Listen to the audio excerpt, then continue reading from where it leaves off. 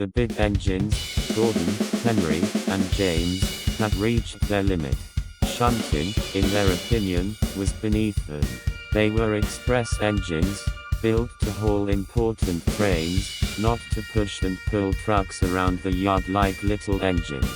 And they were still sore about Thomas leaving to run his branch line. One morning, as they gathered in the sheds, Gordon took charge. "This is ridiculous. We should stand up for ourselves." Henry nodded. "We're meant for big jobs, not for fussing with trucks."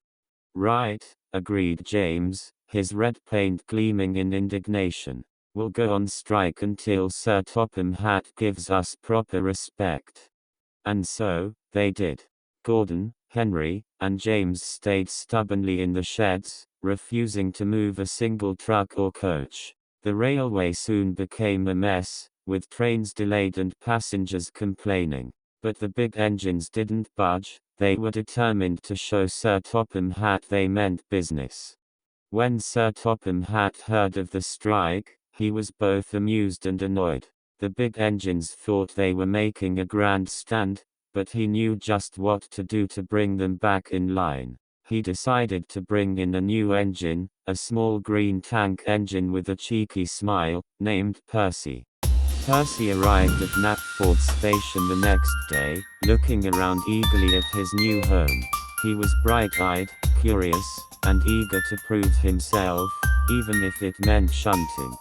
"Hello, sir." Percy greeted Sir Topham Hatt with a cheerful whistle. "Welcome, Percy," Sir Topham Hatt replied warmly. "I have a special job for you. The big engines are refusing to shunt, so I need someone reliable who's willing to work hard." Percy's face lit up. "I'd love to help, sir." Without hesitation, Percy set to work, organizing trucks and preparing trains. He darted around the yard, moving faster than Gordon, Henry, or James ever had, whistling happily all the while. Soon, Percy had the yard running smoothly again. Back in the sheds, Gordon, Henry, and James had expected their strike to disrupt the railway, but they were surprised when everything continued as normal. Curious, they peered out to see Percy busy shunting and moving trucks with ease. "Who's that?" James huffed, surprised. "I don't know," Gordon replied, frowning, "but he's not half bad at shunting." The big engines watched as Percy zipped around the yard, smiling and chatting with the other engines. Despite their grumpiness, they had to admit that Percy seemed to enjoy his work. Henry finally sighed, looking guilty. "Maybe we've been too proud," he muttered.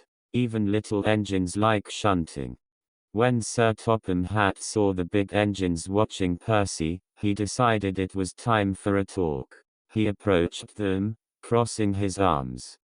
"Gordon, Henry, James," he began sternly, "I hope you see now that every job on this railway is important. Even shunting helps keep things running smoothly." The big engines looked at one another, realizing they'd let their pride get in the way of being really useful engines. They hung their heads, embarrassed. "Percy here has shown that there's no job too small for an engine who wants to help," Sir Topham Hatt continued. "I expect each of you to work alongside him from now on, sharing the duties."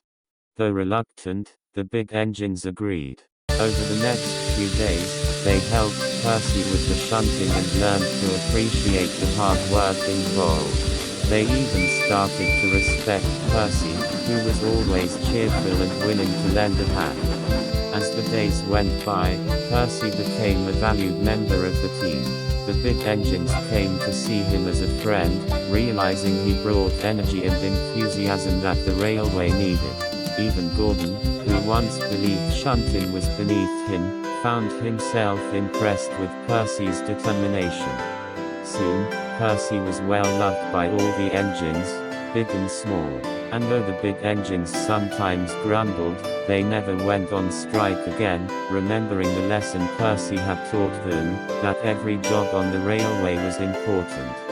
And so, the big engines have not only gained a new friend but have also learned a bit of humility along the way.